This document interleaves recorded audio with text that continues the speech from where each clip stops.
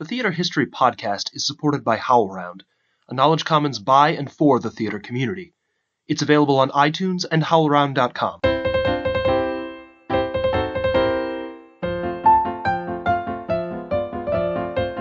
Hi, and welcome to the Theater History Podcast. I'm Mike Leager. All this month, we're talking about dramas from Spain's Golden Age, and today our guest is Dr. Edward Mack Test. He's an associate professor of English at Boise State University, a translator, a poet, and a Renaissance scholar who specializes in cultural shifts in Europe resulting from the discovery of the New World. He's authored several scholarly articles, 3 books of translated poetry, and his own book of poetry. And his most recent project is a translation of a fascinating Spanish Golden Age play, La Monja alfèrez. Mac, thank you so much for joining us. Thank you so much, Michael. I'm pleased to be here. Mac, this is a really fascinating play. Could you tell us a little bit more about it? Yeah, so this play really is fascinating. It's somewhat based on a real person, and we know that from various ballads that appeared in Madrid, Spain. We're talking in 1620s in Spain. So ballads show up, songs show up. So the play is about a woman. It's roughly translated as the Lieutenant Nun, La monja alfèrez. And her name is, in real life, was Catalina de Erauso. And my sort of short take on it is, 1589, a 4-year-old in Basque Country, San Sebastian, Spain. She's placed in a nunnery, doesn't enjoy it so much. So at 18 years of age, she escapes the nunnery, cuts off her hair, throws away her nun's habit, cross-dresses as a man, jumps aboard a ship bound for the New World, filled with conquistadors, sails off to Chile and Peru, fights in the wars against the Araucana Indians in Chile and Peru, gets in trouble for gambling, she kills a man, gets thrown in jail, reveals herself at that point when she's in jail that she's actually a woman and can't be executed because she's a nun. And then she escapes from Peru at that point, moves up to Chile, and finally, after about 17 years, sails back to Spain. Catalina arrives in Spain and then goes to see King Ferdinand and says, I've been serving in Spain as a soldier. I've risen up to the level of lieutenant. I would like my pension. King Ferdinand grants that. And she adds on, I'd like to remain cross-dressed as a man as well, which he permits. So she became quite the celebrity walking around the streets of Madrid. And all of these facts I'm relating to you come from her memoir, which is a rather picaresque memoir, certainly embellished in place. But the places she goes, the names that are referenced, these are all real people. So we know she went there. We know she fought. We know she arrived in Spain. And it was Juan Pérez de Montalbán who created this play. He was an understudy or another one of those theater writers, playwrights, along with Lope de Vega. And so that's kind of the brief story of where Catalina de Erauso comes from. Rather amazing tale, really. And there's one more thing I would add. Reportedly, she went to see the Pope in Rome during this time. And there's reports of this, that she went. And apparently she was asked the Pope for sort of a papal dispensation to remain cross-dressed as a woman. And from what we have heard and what's written down in the time period, she was granted that. So 1617, a papal dispensation for the first religiously condoned transgender woman, if you will. What about the play itself? How does it dramatize this fascinating story? Well, the play itself pulls from the memoir and what was known through ballads and things like that. Catalina, the play opens that Catalina, she's cross-dressed already. We're already in Peru, near Lima, and she's cross-dressed as a man named Guzman, who's going off to the wars to fight. And he or she, let me just refer to hers or her to make things clear. If I jump back and forth with gender, it'll be difficult. So Guzman is in love with a woman named Doña Ana, who's in a station much higher than Guzman is. And Guzman has a friend named Don Diego, another soldier who's also in love with Doña Ana. So immediately you have a love triangle. Guzman, who's in love, decides, I need to get out of town. I'm going to go fight in Lima, and leaves Don Diego to pursue Doña Ana. And Guzman does that sort of out of honor. Well, Don Diego proceeds to bed Doña Ana, and thereby they're not married, so this puts her honor at risk. And while Guzman is away, we have another level come into the play, a subplot. Guzman's brother arrives with this letter that he's gotten from their father saying, oh my gosh, our daughter escaped to the New World. Go find her. So the brother shows up, is able to figure out who his sister is, cross-dressed as Guzman, just by looking at her, how she acts when she's gambling or anything like that. And so he says, hey, you got to come back. Let's go back to Spain. And she's Guzman, or Catalina, says, no, I don't want to. I want to fight here. I want to be cross-dressed as a man. And so they have a duel, and she ends up killing her brother, which is a very sad moment. And this is also in the memoir, that particular fight. And we do know that the brother did die over there in the wars. So whether it was at the hand of his sister, who knows? So when she returns to Doña Ana, she leaves that part of Peru and comes back to Doña Ana. And Doña Ana says, you know what? There was a man who shamed me, and here are his gloves. Go find that man and have a duel and kill him. Well, she immediately sees the gloves and realizes Don Diego, who's her friend. And she says, why don't you marry Doña Ana to keep your honor? And Don Diego then says, well, you know that Doña Ana was in love with somebody else, being Guzman. Who is that person? I want to know. And Don Diego never learns this because Guzman won't reveal it. They get angry at each other. Then another man shows up from who she had insulted, and his name is El Nuevo Cid. You may know El Cid from the history of Spain. Well, he's been insulted by Guzman. They have a duel, and she kills El Cid. So you can imagine how this resonates with Spaniards during the Siglo de Oro, or the Golden Age. You have a woman cross-dressed as a man who has now defeated one of the main heroes of mythology in Spain. So she's sent to jail, sentenced to death, and she's determined to preserve her honor. So this is where it differs from the memoir that I told you, where she did go to jail, reveals she's a nun, and gets out. Well, here she does not want to reveal she's a nun because she doesn't want to dishonor Doña Ana. Then Don Diego, forgiving her, shows up and says, you know what, she's a nun. So then they dress her as a nun, which is completely humiliating for her, and send her to a convent. And of course, nuns, they can't be executed by law, so that's why she's not killed. So then the play in the last act ends up in Spain. You have these claims between Doña Ana wanting to let her be her lover, and then Don Diego doesn't want to admit that he slept with her, and Don Diego and Guzman almost get into a fight, but finally Guzman reveals that she was Doña Ana's source of affection, reveals she is a woman, and then the Visconde pardons her.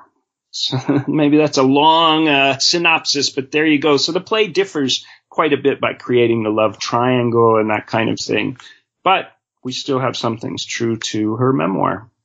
I was going to say, it must be quite a memoir. I mean, certainly the plot of the play is chock full of incidents. What about the staging of this? I'm particularly curious because I think a lot of people familiar with theater from William Shakespeare's time know that many of or rather all, of his female roles were played by male actors. So that accounts partly, at least, for a lot of the cross-dressing that you see in Shakespeare's plays.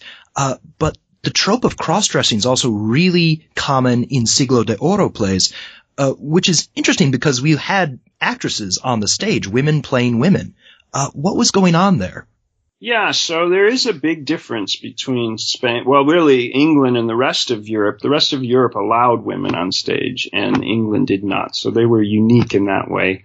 But in Spain, yes, they were called the mujer varonil, so sort of a virile woman, if you will. And so this has been studied a lot.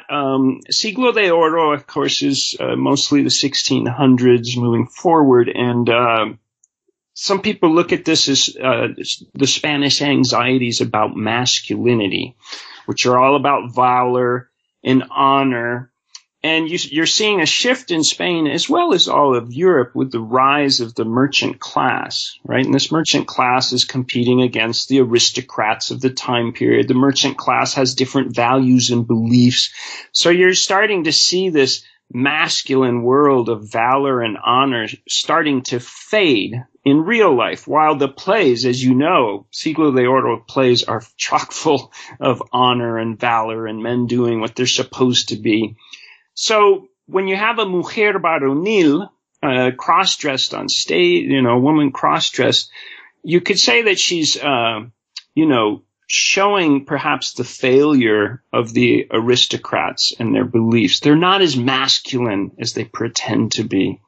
For instance, in the play, Guzman is has great horsemanship, right? And so in the New World, the conquistadors were great horsemen. I mean, we all know the stories of the natives didn't know about horses and they thought they were gods and all of this kind of stuff. But they were there fighting on horseback. Well, you go back to Madrid, Spain, the aristocrats aren't riding horses like they used to, right? So this is something that's sort of failing and fading in society. So that woman stands out when they're cross-dressed like that to point out maybe the hypocrisy in society, which, of course, playwrights, artists, even intellectuals still today like to point out the hypocrisies. So you kind of put into question there the male aristocracy in Madrid. The men talk about honor and swordsmanship and horsemanship, but they're really not doing it. And then on stage, you have somebody like, Lope de Vega or Montalban, as in this play, showing how a woman can cross-dress as a man and do it better. It's sort of a way of shaming, if you will. And of course, it has the whole comedic element. You have the men ashamed, but people are also, especially the lower classes, would be laughing their heads off. Well, and we're not 100% sure about this, but from what I understand from some of the materials that that I read, that you gave me before we did this interview, the role of Guzman was probably played by one of the more popular actresses of the time. So there's that extra layer of this kind of popular, attractive actress playing the role, yes? Yeah, you're totally right. If you went into the whole performance history of the play, there you have somebody who's well known, right? Well respected. People are flocking to the theaters to see her. And there she is on stage. The elements I explained are still there, but it's amplified by you pointing out there that you have this amazing actress. And this play to some degree became a film in Mexico, La Monja Alfèrez, from their golden age of cinema, which was in the 50s. And she was played by Maria Felix, who was, sort of the Audrey Hepburn of Mexico, right? So even the idea you're mentioning that this amazing woman actress was playing it in the time of the Siglo de Oro, carry that forward to the 20th century in Mexico, and it's still the woman is played by the best, person. It'd be like Meryl Streep doing it, right? Everybody would know. Now, talking about transferring this over into a different time, going from the 1600s in Spain to our own time. I think there's going to be a lot of stuff in this play that we're tempted to read into in terms of gender identity, in terms of sexuality. I'm curious how anachronistic it is to think in those terms when we're looking at a play like this from the 1600s, kind of on its own terms. Yeah, well, you're exactly right. In terms of, we would use the word transgender nowadays. Cross-dressing, of course, is something we mentioned. So the term, let's say transgender, would be anachronistic. But the fact of it that it existed then isn't so much so. So then the question becomes, how did they operate then and how did they operate now? And in some ways, my specialty is more with England and Shakespeare, and there's a sense that they talked about this a lot, but it did have its issues, its religious issues back then. You had, at least in England, the Puritans denouncing these men cross-dressing as women or women cross-dressing as men. Pamphlets were published, all of this. And of course, having women cross-dressing or men cross-dressing as women on stage for the Puritans was something they denounced wholeheartedly. But, in Spain, it was more acceptable. And indeed in England, the fact that they're writing about these things means it's going on, right? I'm sure if somebody 400 years from now looks back on our issues with the LGBTQ community, they're going to be making similar observations. So it is anachronistic, but it's very pertinent to our times today. And I think, if anything, being a teacher of Renaissance works, you look back 400 years and you see the humans are still thinking the same things, doing the same things, and it's still this major issue amongst us. You'd think we would learn something by now. And certainly when I teach this, when I taught the memoir first, and that's what led me to translate it, but when I taught that memoir in the class, my students just opened their eyes. They couldn't believe it. And of course, when you're teaching Shakespeare and discuss these things, it really opens their minds and eyes. And it's an issue nowadays, right? Gay rights, gay marriage, all of that. And, I would say that it was in some sense perhaps more acceptable back then, in the sense that it was discussed in a different way than we discuss it now. Although you still had religious groups persecuting the Puritans, did not like that. Of course, they didn't like plays either, so they closed down the playhouses. We'd all be dressed in black if the Puritans had their way. Yeah, not a lot of dialogue to be had with Puritans when it comes to the subject of theater, was there?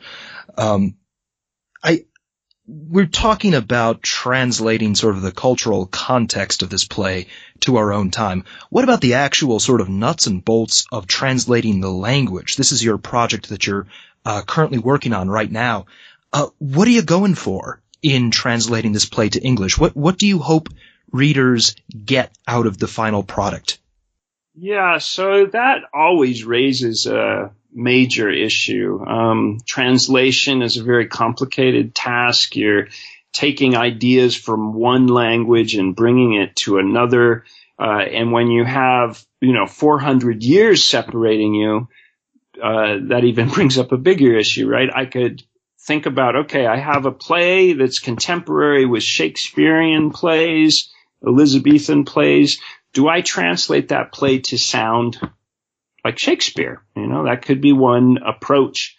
Now, the other issue is the Spanish verse with its sonetas and all of that. It's a whole different kind of verse than the iambic pentameter line that you get in Shakespeare.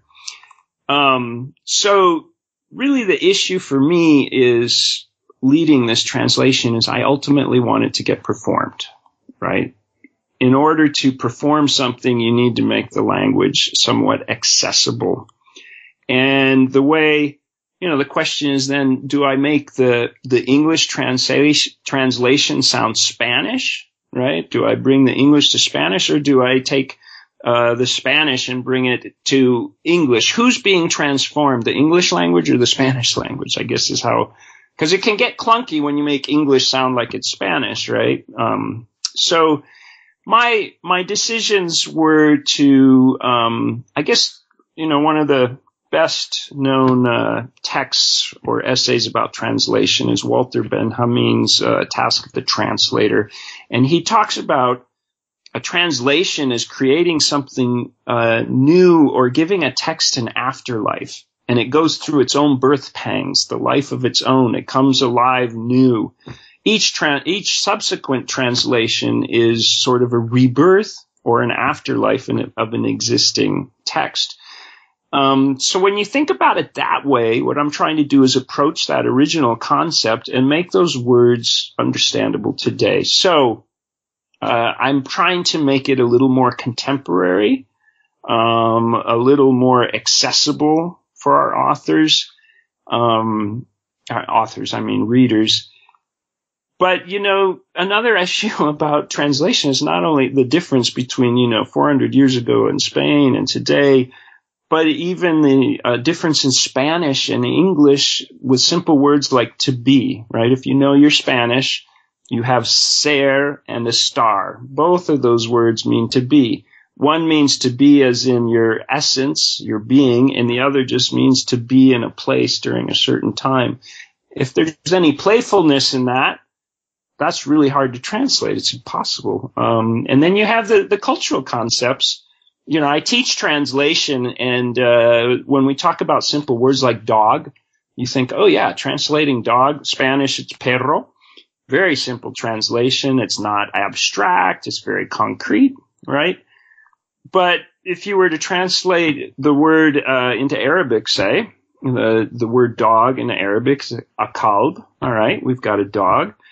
But what are the cultural differences? Here in America, if you're bringing something in from Arabic and then it says a kalb, the word dog, and I translate that, well, everybody's going to think, yeah, this is my cuddly dog that I take for walks. And, some people might sleep in the bed with them. They're very welcome in society. Well, in the Arabian countries, a dog is like swine. The dog touches you. You go home immediately and wash your clothes. So even something that simple, there are words you can't translate, and then there's cultural aspects you can't translate. So, ultimately, translation is transformation. You're making something new.